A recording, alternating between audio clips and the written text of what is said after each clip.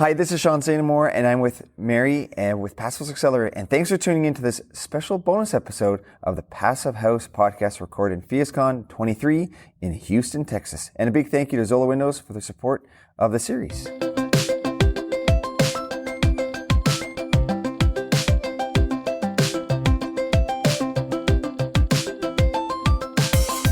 And we are here with Tim McDonald, and he is going to introduce himself and just say briefly who you are, what you're doing, and we are so excited to talk about your deep energy retrofits that you're involved in. Oh, cool. Well, thanks for having me. My name's Tim McDonald. I'm an architect out of Philadelphia primarily and the Boston area, and we focus entirely on passive house and net zero energy projects.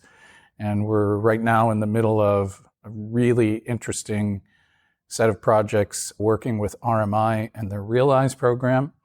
And so I'll talk more about that as it relates to these deep energy retrofit projects. But it's an exciting time for us, primarily in Massachusetts. We've got a lot of work, very interesting work going on there. So let's jump into it, because I understand the Realize project, that you've got 4 deep energy retrofits that are using a panelized approach. Correct. And then you've got others that are site built. Correct. So let's talk first about the ones that are using a panelized approach and why these buildings are suitable for that approach. Yeah, it's a great question. So the 4 projects that we're working on are all built about the same time, 1960s, all designed by the same firm and built by the same company. So the detailing is all the same, and they're within 20 minutes of each other in the kind of North Shore of Boston. And they're owned by POA, Preservation of Affordable Housing. Julie Klump, I think, has talked about this project, but it was initiated because they own another building right next door to one of these buildings that we're working on called Salem Heights. That's a 280 unit project that they just finished doing a deep energy retrofit, but not panelized. And what is interesting about that project, it's right next door to the one we're working on. We know the costs associated with, removing an old window and installing another one at a time, and by hand installing the new skin on the building. They had to move everybody out of their apartments, which cost them about $1 million in relocation fees. So the question for the project right next door was, number one, can you guys find a panelizer that can work with us to wrap this building so that we don't have to move people out of the building in order to retrofit it? And not just the panels, can you do all of the new mechanical equipment from the outside as well? And so the premise of this, and can you do it less than what we just spent on the project next door? And long story short, we now have an updated budget. We're at DD level, where we're 25% less in cost to build this project than the one right next to it that was just finished last year. So what that says, we hope, I'm crossing my fingers and knocking on wood, is that if this plays out the way we think it's going to play out on this first one, we will replicate it on the other 3. And then we already have this pipeline of other interested developers that see the value of retrofitting their buildings this way. So it's going to be Passive House certified. It's not going to be net zero because there's not enough room for enough solar, but we're going to be saving, I think we're at 82% energy savings currently. Woohoo! Yeah. So that's amazing. So I guess what are some of the key lessons learned from looking at that original project to then be able to apply it to the next one? And I mean, you've done a lot of passive house multifamily projects, so you have a lot of experience. And so then the second question is, from your experience, how do you also take your experience to implement it on this new one? So. Well, so first of all, we were not the architects on the Salem Heights project, so we're just looking at that from a distance. But what it taught us was, number one, the mechanical system that they chose, not a good idea if you want to keep people in their units, because what it required was a dedicated. It's a decentralized system, so every unit gets a mechanical system. But they had to build a closet. They had to build, soffits and run ductwork, and so that just immediately, if what you're trying to do is keep people in their apartments and save money and make these more cost-effective, these retrofits, don't use certain mechanical systems, right? And so what we're doing is we're running the mechanical systems from the roof, literally the supply ductwork, down in between the new and the old facade. We're running the line sets down for the heat pumps in each unit, down the facade. And so what we're really focused on is that gap, that facade, because there are all kinds of fire rating issues and code related issues that we've got to solve for this one in order to replicate it. So that's one thing we learned. Yeah. It's like how you do your retrofit. What you want from your retrofit is very much dependent upon how you think about your mechanical systems.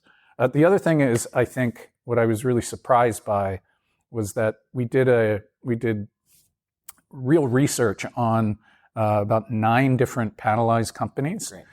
International, national, local. And what we discovered was the larger companies, they were just too expensive because they just have way too much overhead. They put way too much R&D into their products to the point where they're just not affordable for us. And what we found was a young, local, hungry group of people that are in it for all the right reasons, that are in Boston and make this thing possible just because of their energy and their locality. And so that just always tells me, always try to work local, like no matter what. Even this idea of like buying windows from Germany, I just think it's really challenging to think about that. So try to get all your materials and your work and the people that work with you from the local community as much as you can. And are the windows being included in the panels? Yeah. Wow. Yeah, the whole point, by the way, I'm glad you brought that up. The whole point of the why do you put a hole? I mean, it's a 2x6 metal stud wall with a very specific fire-rated rigid insulation panel on the outside, and it's filled with Roxol and so forth. But people look at this, and we have a mock-up right now. We just had the senator and mayor there. We just had this really big kind of unveiling. And when you look at it, I mean, it's sticking out from the building this far. And people probably are like, is this really necessary? But what it does is it saves us $1 million in relocation fees because we're running our ductwork within that cavity. It saves us the whole issue of what everybody talked about in the last session around the relationship between builders and architects. I don't have to train some subcontractor about how to hang a window in this new system. It's done in a factory, and it's done much more efficiently, from a time perspective and cost perspective. It's so exciting. It's like you have adapted Energy Sprung because that's what they did. They had the mechanical systems running down through the panels in their case. So going with the research on the panelization, did you guys get funding to go do that, or was that just all internal motivation? Well, it's a little both. Okay. I mean, a lot of it was about a shift that our company chose to make a couple of years ago, which was about literally focusing on making a sustainable architecture firm, which we never had. We never wanted one because we really just use our architecture firm to build our own projects. Yeah. And what we said a couple of years ago was, if we're going to really get serious about an architecture firm, I'm not doing it. We're not doing it unless it's all passive house all the time. And it was a pretty scary thing to say a couple of years ago, but I got to say, it's happening. It's working. It's making sense. And I'm really excited by the opportunity that this is going to bring. And it's already beginning to happen. Like, for instance, those early studies were funded by RMI, a little bit of seed money from RMI, because they understand the value of getting. It's one thing to have an idea, an Energy Sprung idea. It's another thing to, like, boots on the ground. Who's going to do it? Who's going to pull it all together? So it was risky. It was a risky move, but I think it's paying off. Well, it's exciting. Yeah. And I think we've all been waiting for an energy sprung here in North Yeah. America. We've had one kind of minor one in Edmonton in Canada, but seeing that you're involved here, this is going to be something we're going to follow. I'm excited to. And just really briefly, how about the site-built, the 2 site-built retrofits? Yeah, Are they so that's- part of the Realize program, or are they separate? Yes, for sure. And what's interesting about that, and frankly, this whole issue of deep energy retrofits is no one's the same. And so one of them is a 20-unit kind of townhome project, 2 stories. They're duplexes, lots of complicated ins and outs right up against the property line, wires everywhere. It made no sense to, bay windows. So the geometry, the site conditions, all of it made no sense to panelize the system. But same construction details, wall assembly? No. No, okay. Completely different. In fact, I'll just give you an example. It's not total, it's all site built, but for instance, as a window, we're still trying to keep people in their homes, right? Even without the panelized nature. So how do you do that? Because if the first thing you do is you have to get into somebody's house and rip their window out and replace their windows, then they can't be living there. Yeah. So we came up with this idea of building a buck that the window sits in that we essentially bolt to the wall on the outside, and then we insulate up and around that buck, and then all the detailing. And before we do that, of course, we're running our ductwork in between. So it's a different approach, and I think we need that because that's a typology.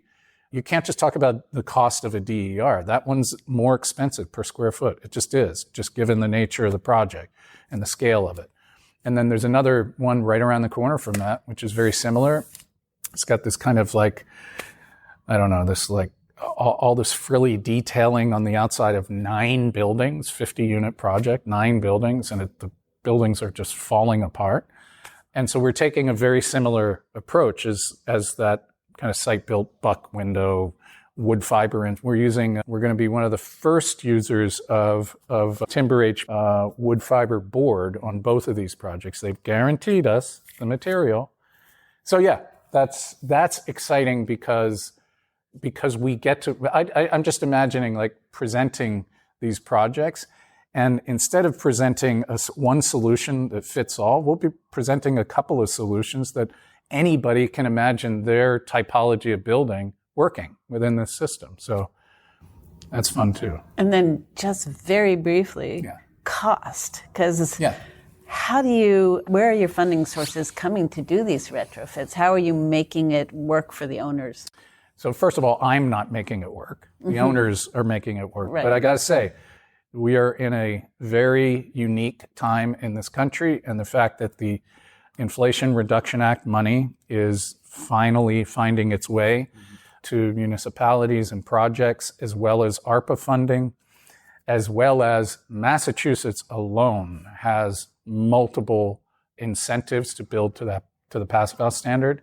So I would say that these projects are untenable without those incentives. And the idea is, like anything else, you subsidize this work to the point where there is enough momentum and there are enough partners in the space, the panelizers and so forth, that the cost compression begins to happen, and then the subsidy slowly slips away. That's the idea.